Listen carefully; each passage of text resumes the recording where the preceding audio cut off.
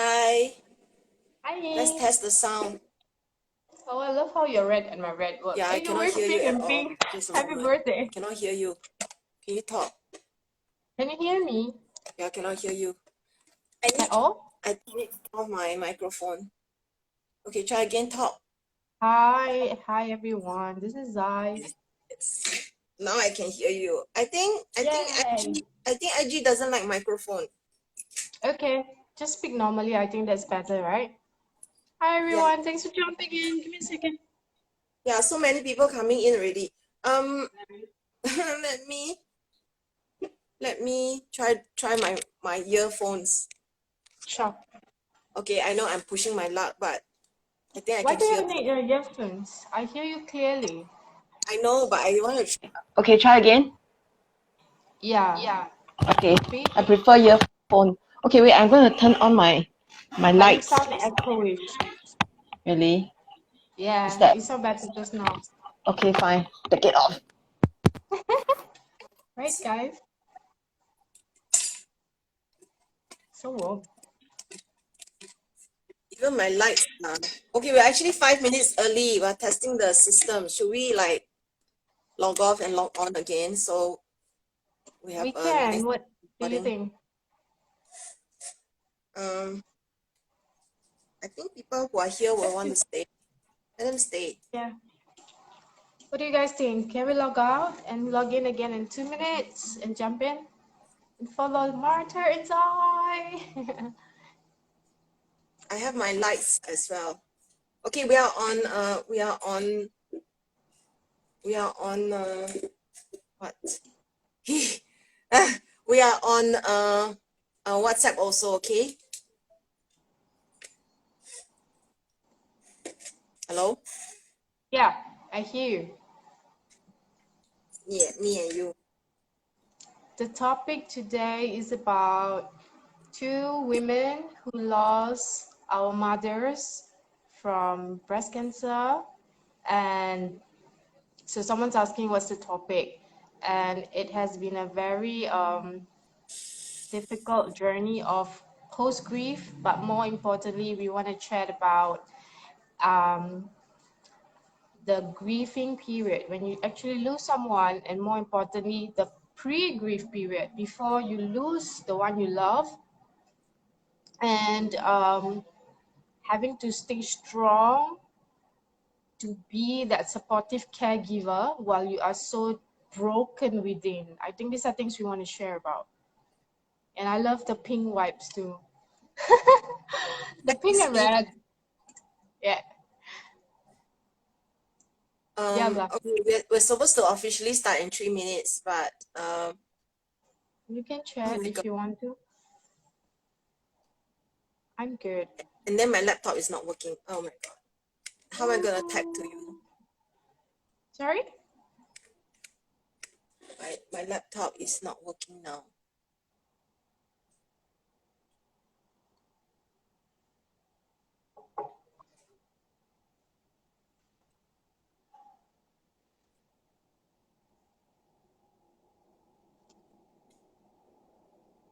Shimla boy. Nice to see you. I'm very nervous. Sorry? I'm actually very nervous. Why are you nervous? I don't know. I'm actually not, I don't know about nervous. It's so surreal. Like, I normally do videos about a lot of stuff, but this one is like, wow. It's a very sacred, special something within us that we are opening up and sharing to the world for the first time. I think that's why you feel what you feel, right? It's it's something How do very you feel? personal. It's something Very very personal. personal. Yeah.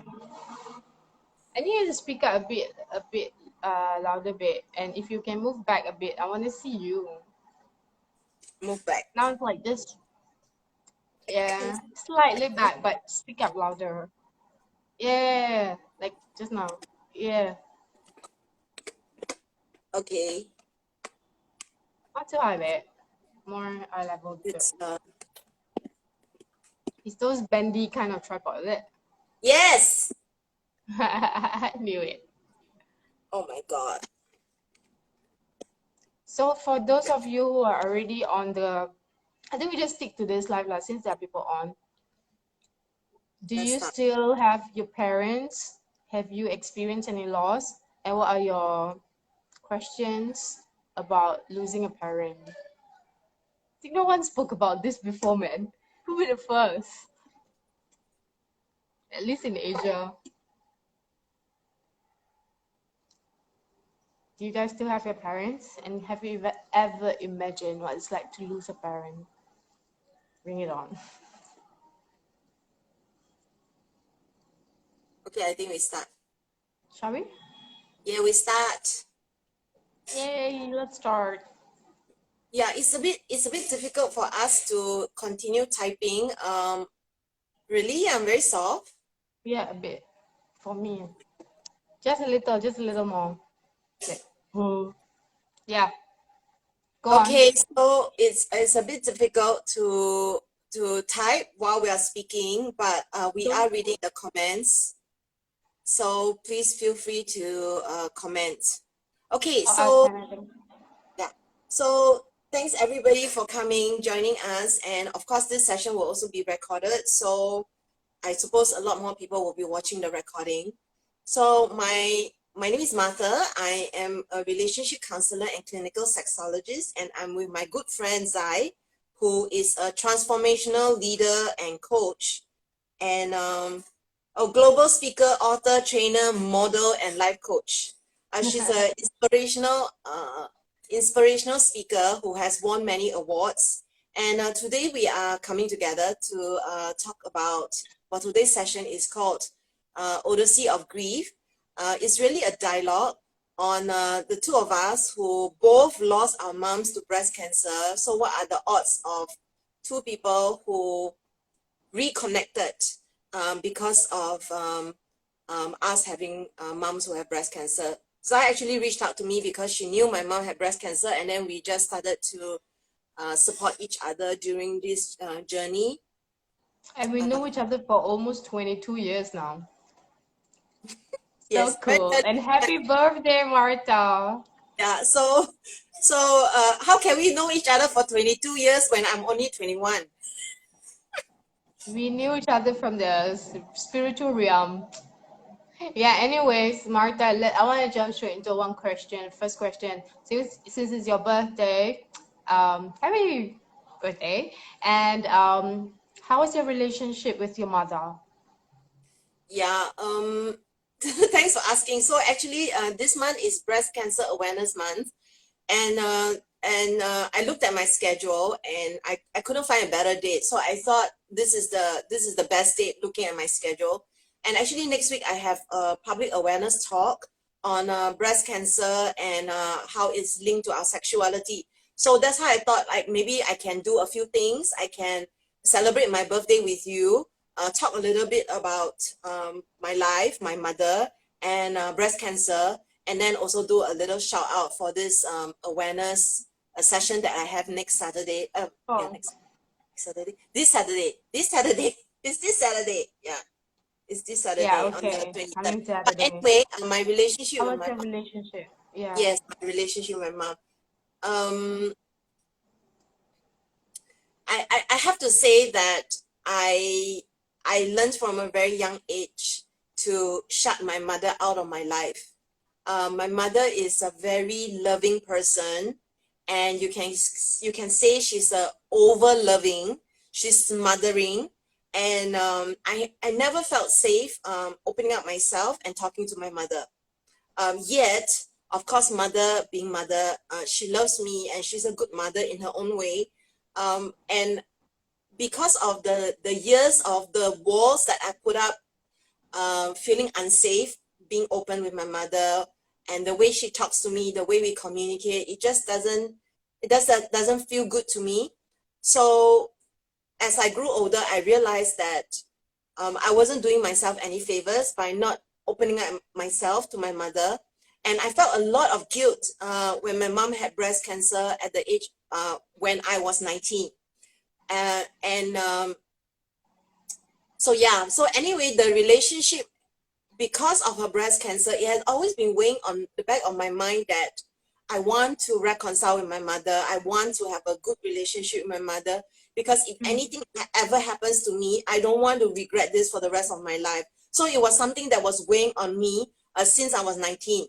And she kind of overcame the first round of breast cancer. And then 10 years later, when I was Mm. studying in the US, for my doctorate in human sexuality, she had a relapse, and she was actually originally hiding it from me. And then I knew something was up when my auntie contacted me, and she said, how are you? And she never contacts me, so I knew something was up. And when my mom told me she had a relapse of breast cancer, my sister actually told me this. So by the time my mom told me she has a relapse of breast cancer, I already knew. And I had this stonewall face, Yeah. because I I being the naughty one who caused a lot of grief to my mother, um, didn't want her to know how affected I was. And she felt So there was that yeah, yeah, ego, that yes, barrier, that yes, that wall. stoic face that we put up to show as if we are not affected, but actually I was deeply deeply scared. Yeah, so she was diagnosed with breast cancer for the second time, stage 4, when I was studying. And and we kept thinking that because it's stage 4, it's going to be really bad.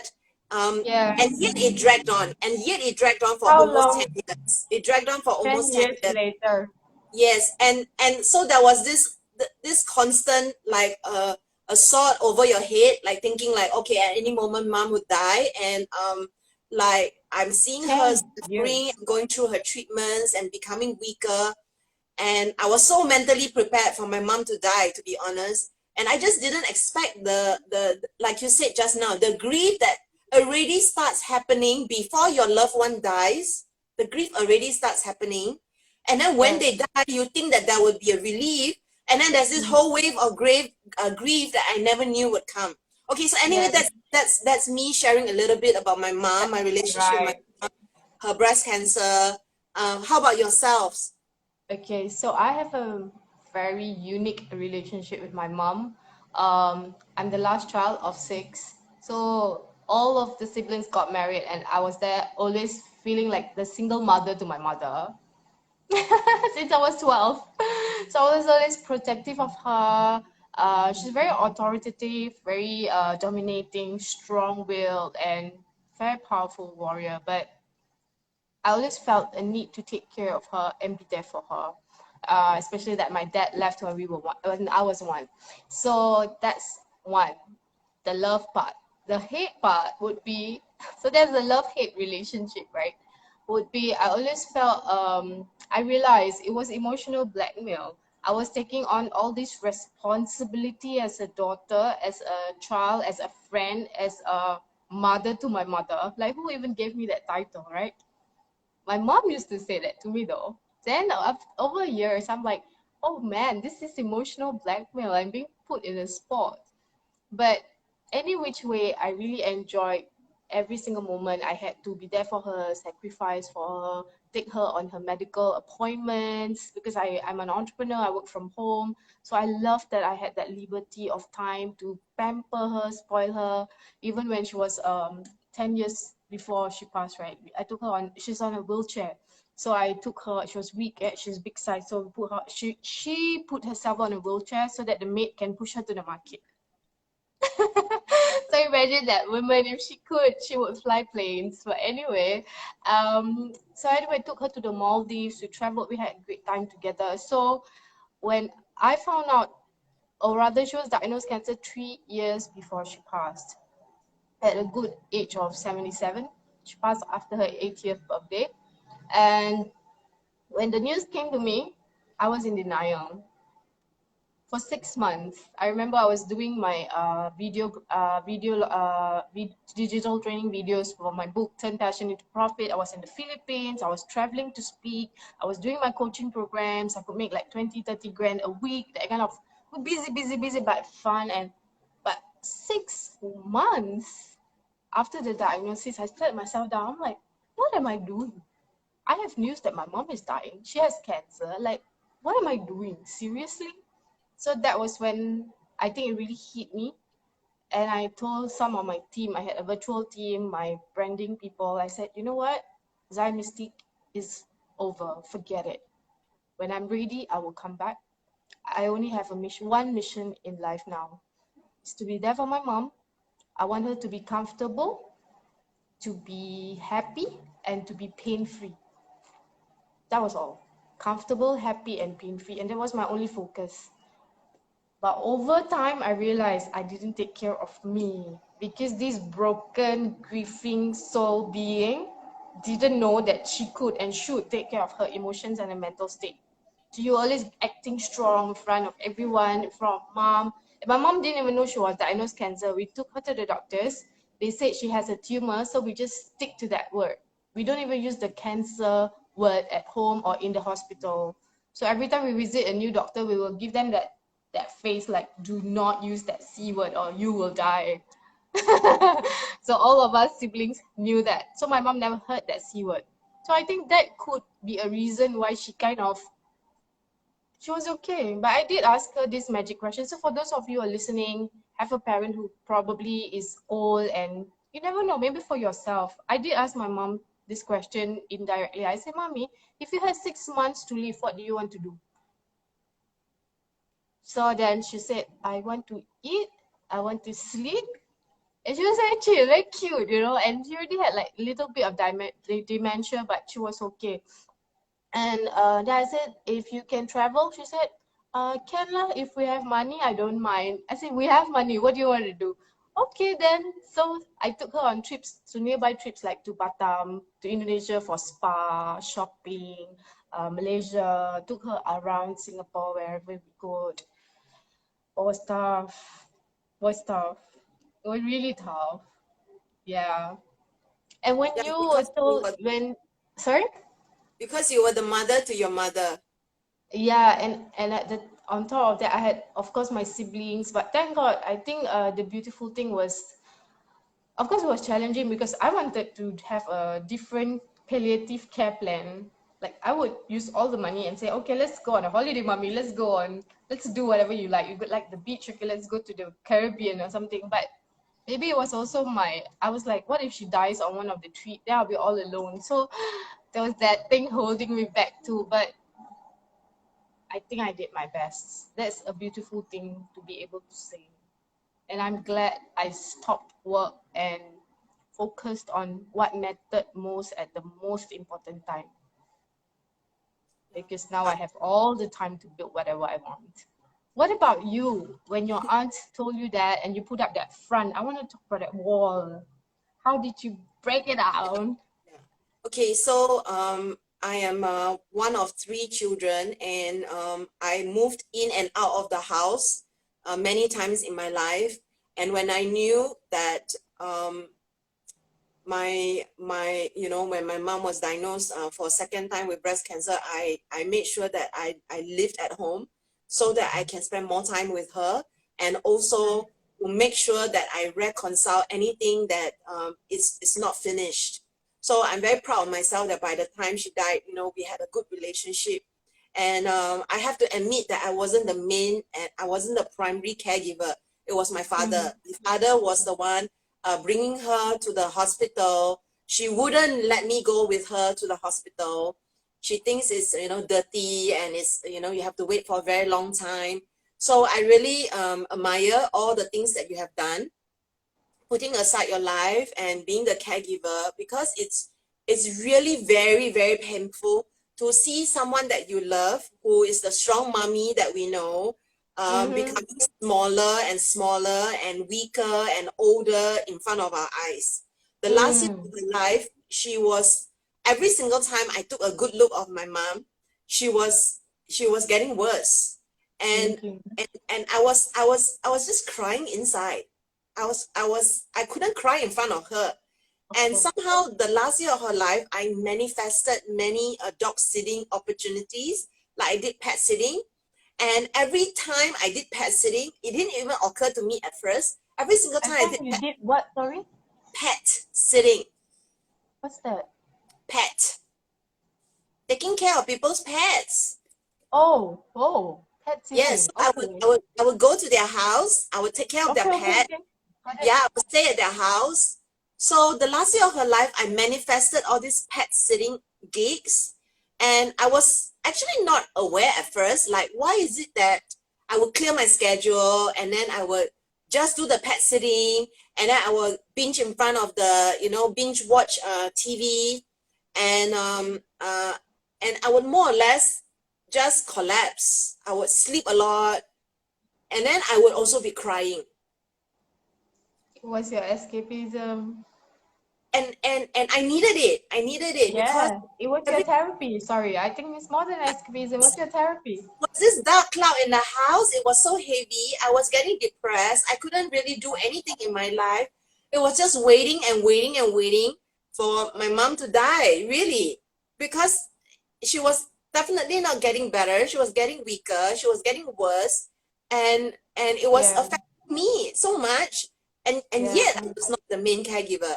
So I really have to say that, as Waiting. difficult as it was, it probably was not, I mean, it's No, no, impossible to no, compare. no. Do not. I think everyone also should know this. I'm glad you brought this up. God will never give us what we cannot carry. So I had to go through something because that is my divine task. And you have to go through your journey, and that was your journey of healing yourself and also your mom at that distance, perhaps, whatever it is. So I think there's no such thing, because my sister goes through this. She goes like, oh, you have done so much for mom, I have done nothing. I'm like, no, the last 1 year, 3 years, you were there for her so much. She was literally staying with my sister, and she's like, no, I wish I did more. I say, no, there's no such things. Yes, Everyone have our divine task. yes. So I had a friend who actually tried to do that to me. Um, I was there when my mom died. I, you know, okay, because my mom was actually in the joint ward, but the moment she got her private ward, I just told her, I mean, we didn't expect her to die. I just told her that, okay, I'm gonna stay with you every night, as much as I can, and be there for you. And at first she was pushing me, like, no, don't stay in the hospital, This it's is how dirty. long before she passed? She was in the hospital for 11 days. Okay, go So on. then I It's good to started have a to, time frame. I just want to know. Yeah. so the moment she had her private ward, I stayed there, and then I was there when she died. So Uh, then my friend asked, so where were your siblings? I was like, look, it doesn't matter where they were. I wanted to be there, and I'm glad that I was there. Don't bring my siblings into this, because they no, have their thing, they have their family. no, My brother flew in from China, just to have one last, look at my mom, so that my mom actually died away peacefully the next day. no. So they only had really like less than 20 minutes of conversation, but Wow. it, That it was was that different. was his journey. That Yeah. was his gift. um, what, Yeah, and who are we yeah. to, my friend, comment, where were your siblings? It's really none of No, your business. no. So this is something that a lot of us need to get clear on, because as a child of, I'm the number six, right? Like I always felt like the single mother. So I always get so angry, like, why are the siblings not here? Not because I feel it's unfair, because I know my mom would have loved it if my brothers spend more time with her, because son ma. The daughter can do everything, but the son is everything. So there was always that frustration and anger, but I'm like, it doesn't matter. So that's when I also appreciate and learn about presence. Yeah. Sometimes it's not so much about what you do, but it's about the presence. So I applaud you that you were there to be present, um, and maybe you were healing, and as you heal and let go of stuff during all those therapy things that you went through, then your energy and soul was ready to be there to support her as she passed. yeah, That's I, so I cool. I would not have forgiven myself if I was not there, to be honest. Thank I God. really I wouldn't have wanted my mom to die alone. And people try to make a thing out of it, like, oh, it must have been scary, you know, being with a dead body. She's my mom. I didn't want her No. to be alone. But you are right, you know, deep down, we just want what will help them. And so I get what you're saying, like you wish your brother was there because it would mean a lot to her. That's how much we love them. It's not about us feeling like why are they not here? It's more like we want them to be there for her. Mm-hmm. And I share this because it's a real experience. But when you talk about waiting for them to die, that shit is real, isn't it? As much as you don't want them to die, you're like, just go. Why are you doing this to me? Why are you doing this to you? Just go. So I want to share about this one. So today, actually, as I was sharing with you, 17 October, 3 years ago, my mom was sitting in this house, the house we live in together. She wasn't speaking a lot, but every moment she opened her mouth, she was like, um, please prepare this drinks, packet drinks, because later a lot of people will be coming. I was like, serious? And so the thing is, normally I'm mostly with her. So whenever like somebody's sibling or someone comes, I'll try to sleep because otherwise I'm awake to be with her. Like I'm so scared. I don't want her to. I want to be there, you know, if anything happens. So she was like, please get packet drinks. Then she's like, please prepare the towels because for us we shower the corpse at home. Corpse, is that what we call it? Yeah, right at home. And prepare, so the floor will be wet. Prepare the old towels and put it in the kitchen. Where are the prayer books? Like put it outside. Like prepare. She was literally directing her funeral water, and the classic thing she said was, "I will never forget this until the day I die." It's like, have you guys topped up all your petrol? Because later we will be like, she was literally seeing us going to the graveyard, you know, cemetery and back, and there'll be a lot of people. And she was 6 months before she passed. So even worse, I've been waiting like, when is she going? Like, oh god, all that anticipatory anxiety. And then she said that, I'm like, okay, tonight is it. This is it, guys. This is it. And then I called all my siblings and everyone, all the nieces, I called on everyone. I said, you guys better come today. Today you want to see your grandma? This is the last day. Like, this is it. That night, this is so classic. She sat down again. Whoever she needed to say sorry to, apologize to. Whoever she needed to scold and say something to, she did. And then the sweetest thing she said to me was, she's like, I'm so sorry I trouble you so much, but I thank you for everything. I died. I'm like, okay, I know this is it, this is it, this is it tonight. So we all stayed up that night. We made her lie down in the living room and we're like, okay, because we already saw the funeral happening. And then the next morning, she woke up like nothing happened. And I was like, oh, maybe like she's okay now. Like, so there was that hope that she's gonna be okay. So there's always this hope, and then it kills you. Hope, and then it kills you. Oh my god, the struggle is real. Yes. So it happened so many times that for me, the night before she passed, this time she was already at my sister's. Because she decided she wanted to be there. She said, I want to be at sister number 3's house. I'm like, okay. I thought you wanted to pass on from your own house. Like, I had that ego and so I'm like, okay, fine. But you see how she even planned that? Because if she left from here, I'll be alone and very sad. But because she's from my sister's house, I stayed there. My nieces, my grandnieces were all there. I wasn't left alone. So our mothers really know best. So for me, the night before she passed again, so there was no alarm that, oh, maybe this is another false alarm. I mean, there was the alarm, but there might be another false alarm. And in that time when she passed, I want to share about this journey, very personal. At 11 p.m., she was not talking. The 3-4 days she was not talking anymore, not eating, not drinking, nothing. At 11 p.m., she looked me in. I was beside her. She like looked me in the eyes, tearing. She said an Arabic word, shahada. Shahada is us bearing witness that there is one God. So she wanted to do that recitation. I was like, what? She said, Shahada. And I'm like, okay, maybe this is it. So I sit beside her. I was with her throughout the 11 to 3. I was so tired. I fell asleep a bit, woke up again. And the last 3 days before she passed, we cannot touch her hands, cannot touch her because she was like in pain. Don't touch me, you know, like cannot. But that morning when I woke up around 8:39, I could hold her hands and she didn't move. She didn't like ouch, like push me away, nothing. I took a chance. I laid down beside her on her hospital bed at home. It was at home. So her head was here, her legs were here, but I hugged her legs and I slept.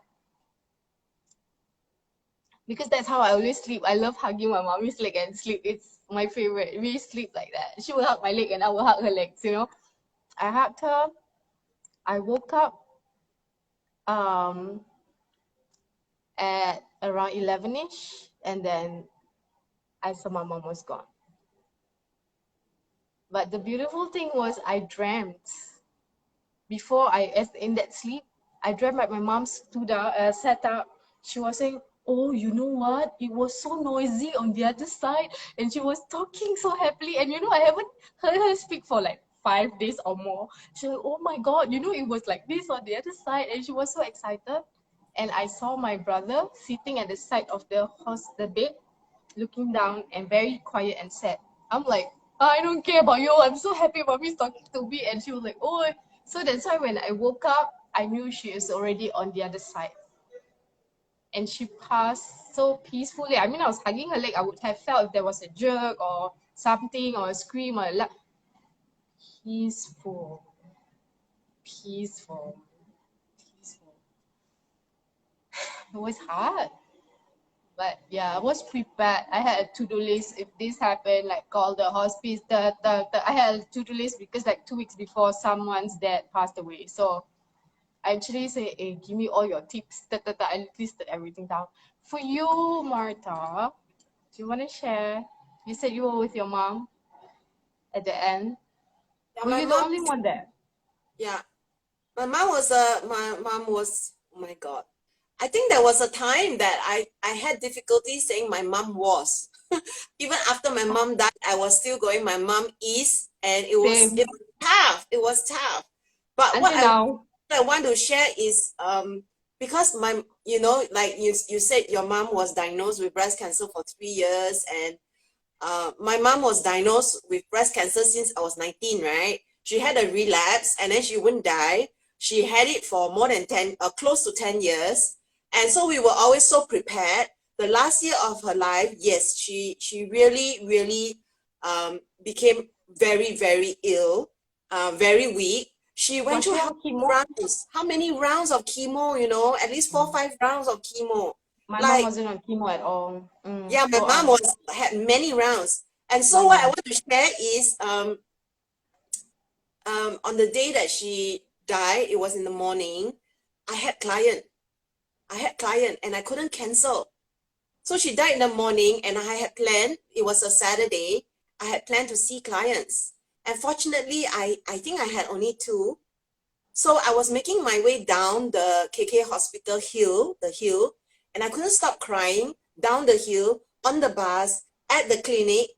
You And mean then I after went, your mom passed, yeah, on the day that my mom you passed, after I she passed, you went to see your client? I had to because I didn't have their number. They already booked, they already paid.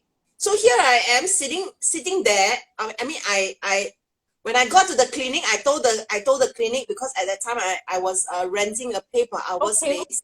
So I had a receptionist at that time. So I told the receptionist because I have been telling her I've been visiting my mom and we didn't expect her to die. So I told her my mom died this morning. I couldn't stop crying. Of I course. said, I can't stop crying. My client is coming. I can't stop crying. And then finally, I composed myself. Okay, then my client comes. And then they are like talking about, I mean, this is all confidential, I know, but Okay, I and then wouldn't mention names and everything. But they were talking about how they fight.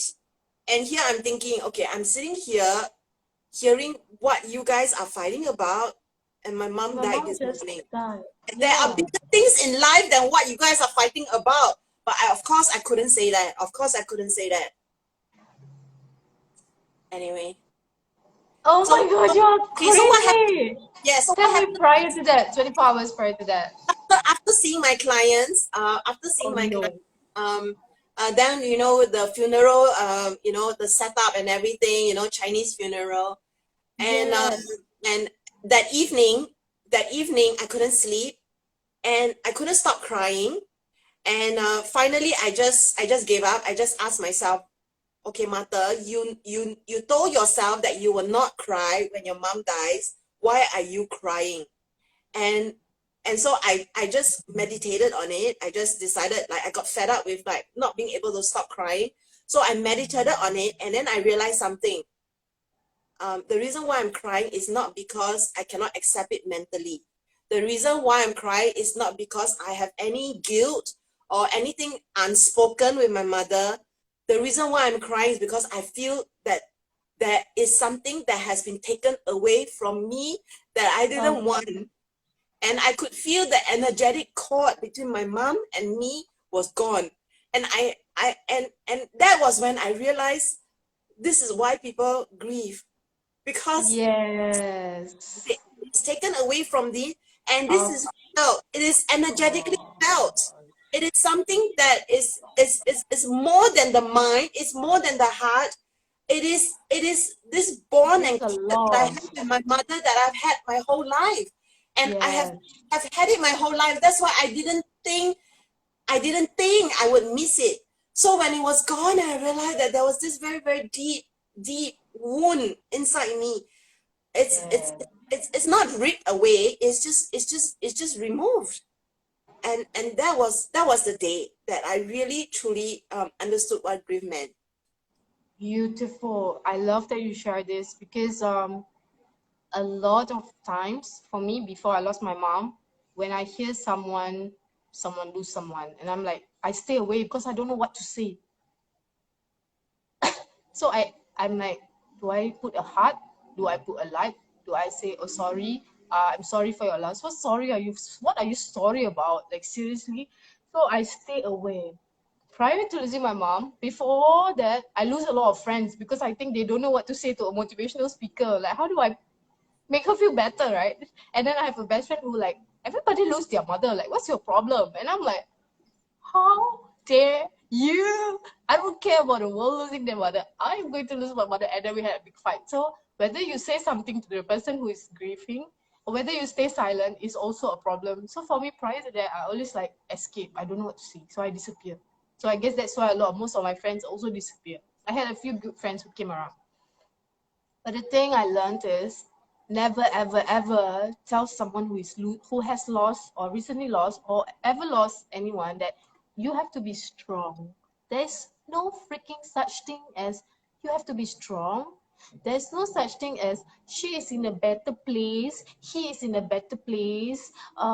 You did your best. This is not about that person anymore. This is about, God damn it, I just lost someone and I am sad and Okay. I want to embrace my emotions and express my emotions and let me be. Now, I don't think I ever really understood what grief was until my mother died. And Yeah. our mother is somebody who is energetically linked to us. And finally, I understand that no amount of words would ever No. be able to help someone who's going through grief. No. You can ask what support they need. You can be there to show your concern, but you can't explain away their grief. No. No. Be present is the biggest present. I always say this. Being present is the biggest present. So I And know don't that say anything more. I know that you dealt with your mom's loss by traveling around the world. You want to Yeah, talk I about that? did. Um, so I lost her. I was lost for a good 2, 3 years. I just came back in March actually, because it was 3 years ago, right? So after I lost her, I really lost every purpose, every meaning of existence. I tried to do anything and everything, but I couldn't. I just numb and died. And then I read Viktor Frankl's Man's Search for Meaning, because I kept saying this too. I kept saying the world don't mean anything to me. I don't care about the world. I don't care. Like, Zai Miztiq is dead. Like, my mom didn't die. I died. I kept saying that. I just died. But then the book has said, the world may have nothing to offer you, but you still have got a lot to offer the world. It was so hard to want to believe it. Yeah, the world got nothing to offer me. I lost the main thing in my life, right? But I still had a lot to offer to the world. So I said, okay, what do I do? I tried. I worked with my branding team again. I said, okay, let's restart from where we stopped. You know, we can rebuild, re-strategize, and get things done with the motivational training consultancy. I've written 2 books. I've spoken all around the world. I have some clients. So let's start. I couldn't. I tried. And at the same time, all my friends from all over the world, like literally all, like Ireland, India, US, UK, everywhere. It's like, Zaytuna, we know you took care of your mom like a baby. Come to us. We want to take care of you. And I know they meant it. It's not just, you know, saying it for fun. So I have a friend in Dubai who said, if you don't buy a ticket like soon, I don't want to be your friend anymore. It was like an ultimatum. I'm like, what the hell? So I said, maybe why not? Just buy a one-way ticket, Singapore, Dubai. So I ended up traveling for 15 months to many, many parts of the world. And from January till about March this year, during the COVID times. And I would say that must have been quite a healing journey, but at the end of the day, you can run and run and run, but your heart is where home is until you don't find that peace and ground and fight. It's a strive. You gotta strive. It's hard, but everything happened divine timing. You gotta fight. It's not easy. Some people take longer. When I just lost my mom in March, I spoke to someone in September. She's in her 60s, a lady from US who lost her twin brother 20 years before that. I just lost my mom around 6 months after I met her 6 months after I lost my mom. So we went for lunch. First time we met, she didn't know I lost my mom. She was talking about she losing her brother 20 years ago, how she's crying and talking about it just happened 2 days ago. And I was like, oh, okay, I just lost my mom 6 months ago. And she's like, oh, you just lost your mom nanoseconds ago. I just started crying again. So some people may take 1 year, 2 years, 20 years. So all of us have our own timing. Don't rush through it, but do not allow that quicksand of depression stop you from living, because our parents died, the people we love died, but we are still here and we have a purpose and we have something to do before we go. So yeah, aspire to inspire before you expire. I always say this. So yeah, aspire to do whatever good you can, even if you don't do any good outwardly. I mean, you guys know this. Find your purpose, live your life, be debt free. I was like, okay, I want to just work as a barista. I love coffee. I can just work in. So I took some barista training. I upskill. I said, oh, what's the worst that can happen? Go work for McDonald's. I love McDonald's anyway. Like, I'm like, I don't care. So what if I'm an Amazon best-selling author or whatever? It doesn't matter. Do whatever make you happy, but do not fall into that quicksand of depression. Get help. Speak to people who matter. Get help. Work on yourself. Invest in yourself and heal and grow. And for those of you who have lost your parents or still have your parents, this is one thing I'm sharing with Martha and I practice. Work on forgiveness. we judge our parents like nobody's business. We think we are their parents truly, or their great grandmothers. So work on forgiving our mothers, our fathers for their life, for their journey, for things we know and do not know, and assume or have been programmed, which is not true, because these are shit that has been planted into us and programmed and hurt us in ways that stop us from living our truth. So forgive them, forgive mom, forgive dad, ask for forgiveness for judging their marriage. Why do I say this? Reflect on the type of relationships you guys are attracting right now. So we all are meant to live a happy life, a peaceful life, a giving life, a drama-free life. Why are we having so much drama? So we want to work on forgiveness, practice loving kindness, have friends like Martha you can speak to when we meet. We don't meet every day, we don't speak every day, we meet every 3 years once. So we've technically met maybe 5 times or less in our lifetime. But it's so priceless to have connections like that. It's not about the number of friends you have, it is about being true to you, the connection you have, the quality conversations we carry. Yep, this is the essence of living. Yes. So I want to add that I used to judge my parents like, oh, they are not good parents, or they are not good enough, or if I were my parent, I would do this to my daughter, I would say this to my daughter, why are they not doing this? Yes, so Yes. we judge our parents.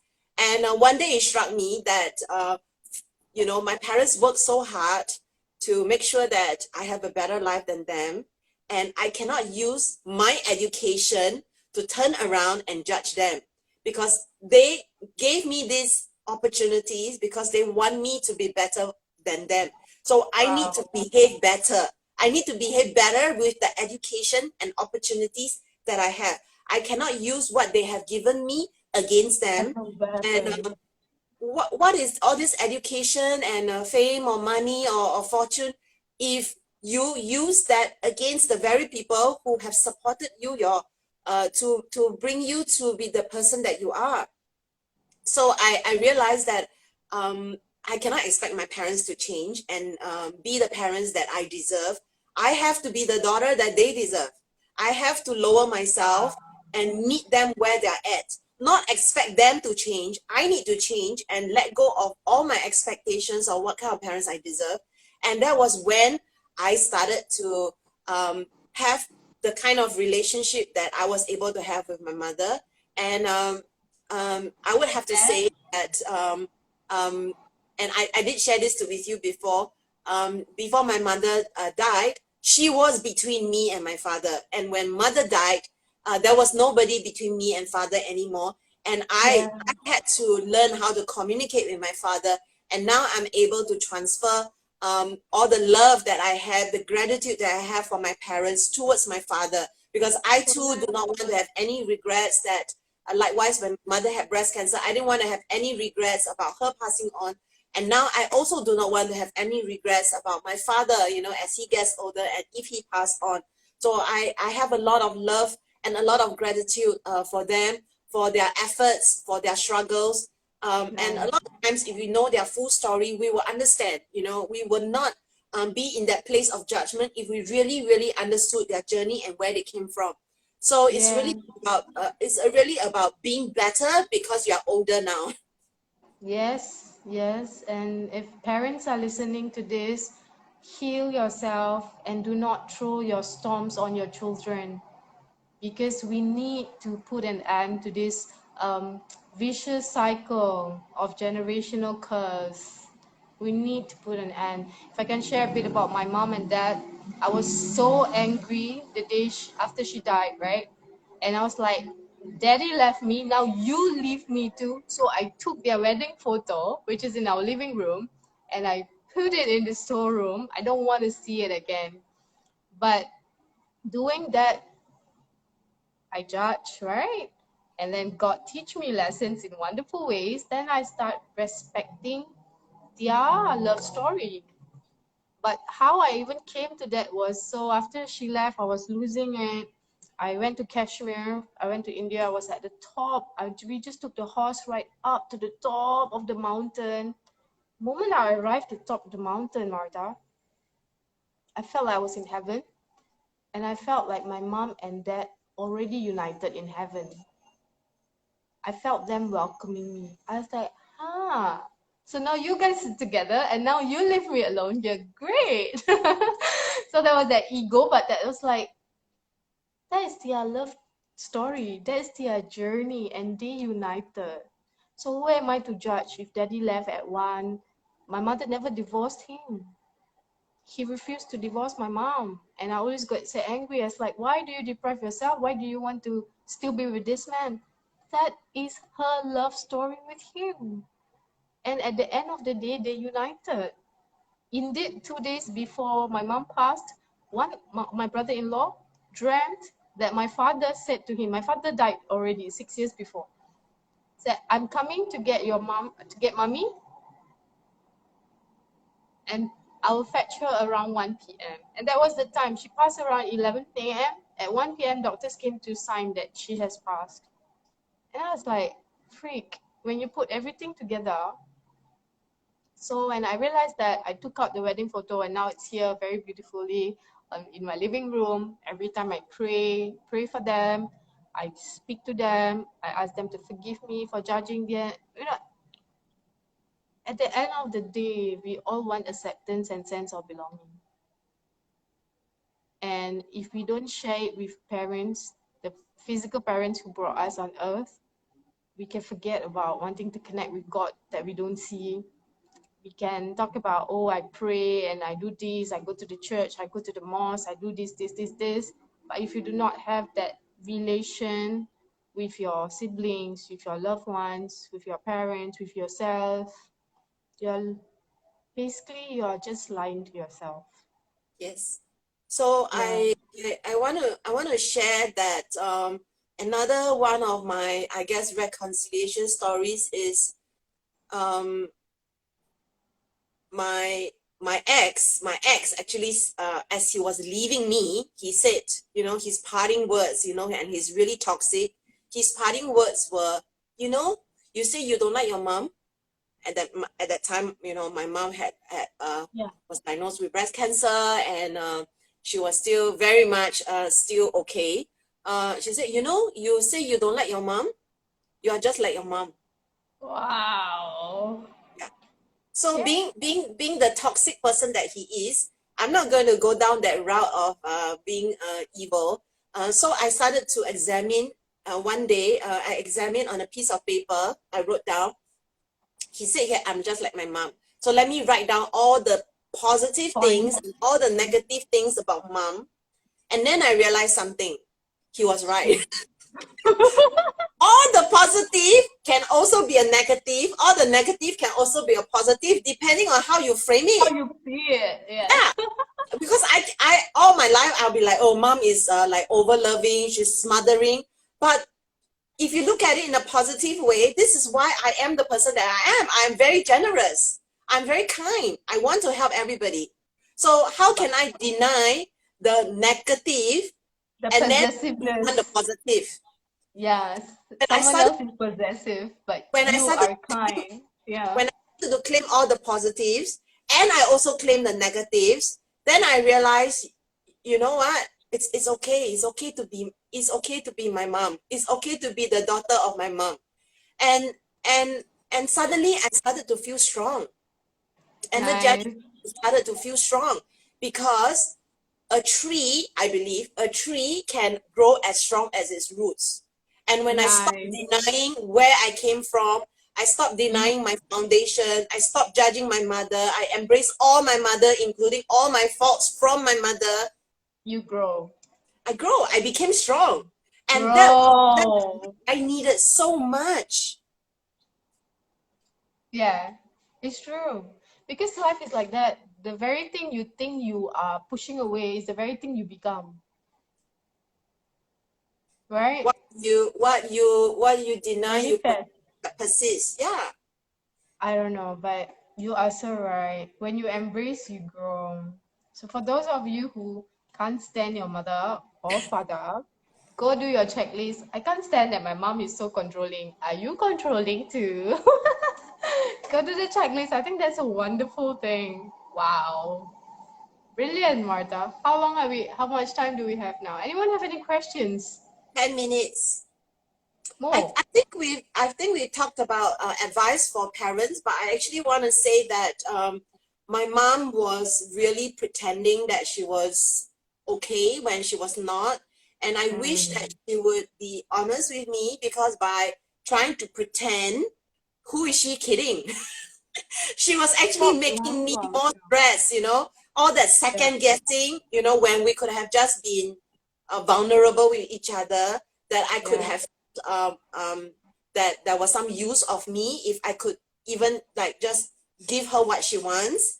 But to Yeah. just ignore and deny and to pretend, like I wish more mothers would just be honest with their children. Because we think we need to put up a front and be strong. Because that's what I did as a caregiver, right? I couldn't break down. I didn't even sigh. I didn't even sigh. One time I did a meditation and the lady said sigh. I sighed and I cried. I'm like, I haven't sighed for more than 6 months. I tell you, I still can feel it. Goosebumps. I sighed and I cried. I'm like, oh God, I haven't cried for so long. I haven't sighed. Because I had to act strong. And I think that's what a lot of parents are doing. But you're right. I think at the end of the day, we are all 5-year-olds struggling with being accepted and sense of belonging Yeah. again. I have a funny story. My mom was in the hospital, and she was very embarrassed to brush her teeth. She couldn't get out of bed, and she Yeah, couldn't. She was very embarrassed to ask the nurse to help her to brush her teeth. So she made me do it for her, and I would do it. I would like prepare her cup. I would hold the cup. I would pass her toothbrush and toothpaste and things like that. And then she put up this front, like you said, like she started bossing me around, like do this, do this, do this, clean this, wash this, pour this. And I was like, Mom, my actions are not as fast as your mouth. so cute. This was Yeah. in the hospital. And I made her laugh and cry, like I didn't want Yeah, her to feel that she needed to be anything else but be herself. And I also gave myself sweet. permission to be the pissed off daughter. But I didn't want her to feel like a victim. I didn't want her to feel that I was Yes, pitying her too much either.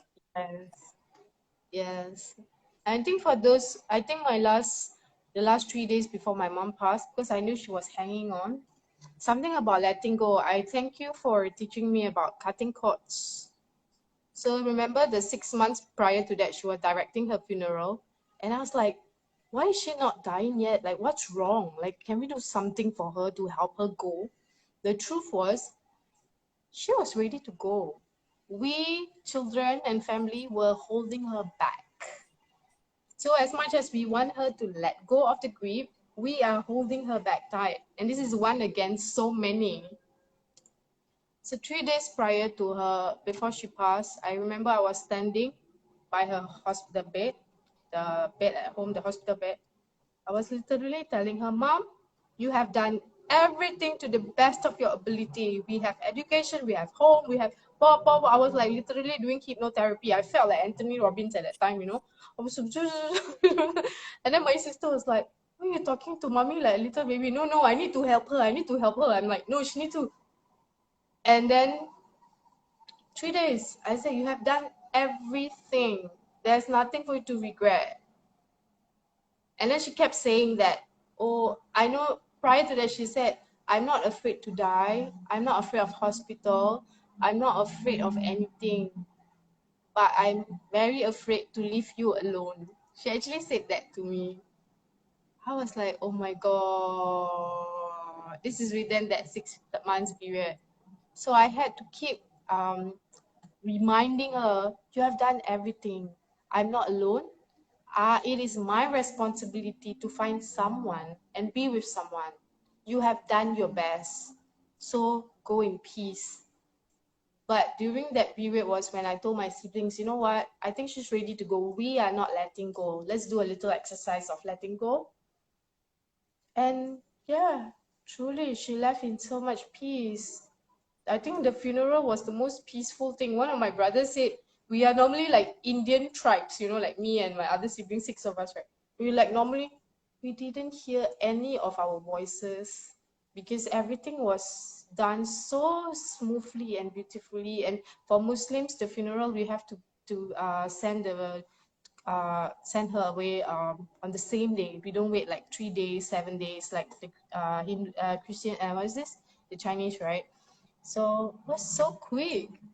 Yeah, it was so quick and so smooth. And so sometimes the very thing that we think we want people to let go of us. Oh, why is this partner still stuck on me? Why is he not leaving me? It's us not willing to let go.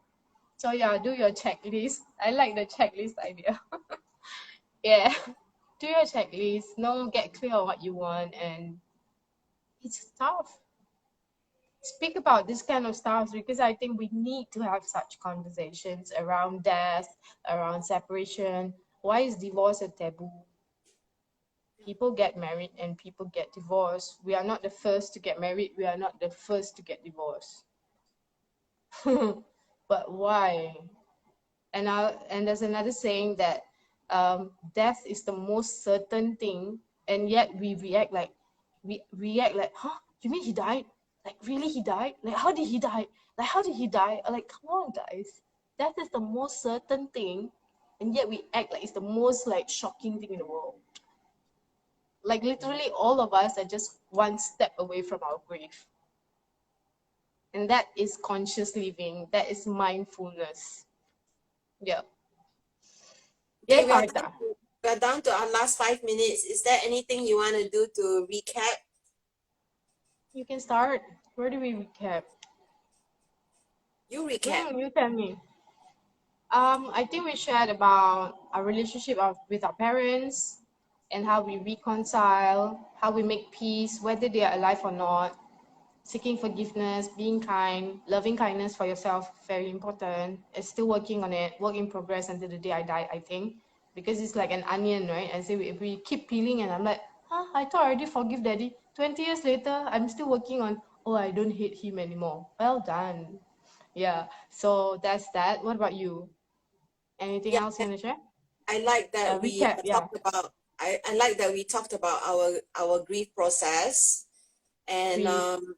and uh, you know, our relationship with our moms and how we have learned to not judge them, and how important also, you know, from our point of view, that parents don't burden their kids, and hopefully this helps in the reconciliation of parent and child.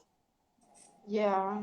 And for caregivers who are going through caregiver stress, take care of your emotional mental state.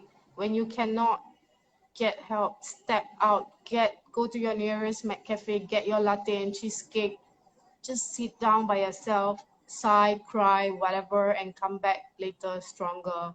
Do not neglect yourself. Mm-mm. Yeah. And whatever we do, don't regret. I think at the end of the day, you know you did your best, and everyone have a certain divine task, this divine assignment that we are tasked to do as a caregiver or as a financer or as a whatever, you know. Sometimes we have physical strength, we don't have financial strength. I had the emotional capacity to deal with it, maybe, you know, the mental capacity. So all of us have been gifted different strengths, and God will never burden us with what we cannot Yes. carry. Yes. We need to just remember this, and all power and strength come from God. Because And now when I think back, did I really go through all that? I don't want to repeat that. I cannot imagine I went through that. I don't think you want to go through that too. No. Yeah, just a note, because we talked about people who are the children, who are people who might, messages for the caregivers, and also people who might be cancer, going through cancer. But I also want to talk about those people who are neither, people who are friends of caregivers, people who are friends of people with cancer. I think it's just important to understand that when they share their story, to really just listen and ask them, what support do you need? There's no need to start giving advice, because a lot of times when we give unsolicited advice, it may be at the wrong time. They would have heard this before from other people. And so it's really important that we become sensitive as well. When other people are sharing their stories, when you share your stories, we actually give people permission to be vulnerable. And I think we Yes. have of this age where the people that you share with, if they are not supportive, they are judging of you, then just move on and find new friends. Yeah, it's true. I think the term here is we always emotionally dismiss someone when they are saying something because we are not able to handle it. We don't know what to say. Like for example, when I said, "Oh my God, I became so paralyzed when this happened and I cannot do anything." My friend's like, "Oh, don't use the word paralyzed. It's so negative. You're okay, what? Why do you say that word?" I'm like, "Dude, I was really paralyzed. I couldn't think, I couldn't feel, I couldn't move." So when she said that, it felt like, why are you emotionally dismissing me? Because you do not know how to deal with it, doesn't mean I cannot express what I'm feeling. Yes. So technically giving an example of what you just said. Yes. So I think Oh, the right thing to do is yes. the right thing to do would be, oh my God, it must have been really hard. I can't even begin to imagine. But if there's anything I can do for you, tell me. Yes. And if you're not willing to do anything, it's okay to Just say, I'm not sure I I can help cannot. you. Yeah, to say, Yeah. I'm not sure I can help you. And I would like to recommend this counselor instead. It really does help, because It it may happened not to even me 3 days ago. It happened to me. them. It It may have not occur to them that they should go to a counselor. A lot of yeah. people think that going to a counselor is like only for serious cases. Mm-mm. It happened to me 3 days ago. A friend introduced me to her cousin because she said, Zai, I think she said she need help and she seems like she's going to go into depression. But she said, I need help. So she introduced her to me. And I'm like, thank you for doing that. You know, it means a lot because sometimes you don't need a therapist. Maybe you need a life coach. Maybe it sounds better than going to see a psychiatrist or psychotherapy. I don't know. Yeah, Yes, this is that. regardless of And what it is, it's whatever, yeah, get professional help. Get professional help. Mm, mm. Yeah, and a friend lost his mom. I wrote to him immediately. So I have like I said, do not listen to anyone if they say be strong. She's in a better place. Or blah blah blah. I'm like, embrace your emotions. This time, this is about you and take care of you. I'll pray for your mom. I'll pray for you. I am here. Call me anytime. So that's me allowing space for someone to come and get support. Don't tell anyone who's grieving and say, oh, you're going to be okay. No. Yeah. okay. Yeah. It's been 1 hour, so I think we should Thank call you it a for doing this. wrap. Yeah. Thank you for Thank doing you this for with doing me, this. Yeah. Big brave step. for Well both done, of us. Martha. For both of So us. you guys like this to share this out. Tell us what is the one thing you guys learned so that we know we just made meaning in your lives for the last 1 hour of our lives. So please, please, please send us a message. Let us know what is one or the two things you learned. I would love to connect with you guys and be the strong, soulful success all of you are meant to be. Yeah. And also this Saturday, I'm doing a Yes. public awareness session on breast cancer and sexuality. I think more people needs to know about how this is connected with the changes that happens to our lives when someone has breast cancer. So whether you're a caregiver or you're just somebody who's an ally, or you're somebody who suspects you have breast cancer or might be going through breast cancer, yeah, feel free to sign up for this session. I'm going to post the link below. Yeah, perfect. Thank you for sharing. Anyone who wants to turn their passion into profit, turn pain into power, reach out, stepupjourney.com, and stay blessed. Bye. Bye. Thank Bye. Warta. Good night. Bye bye.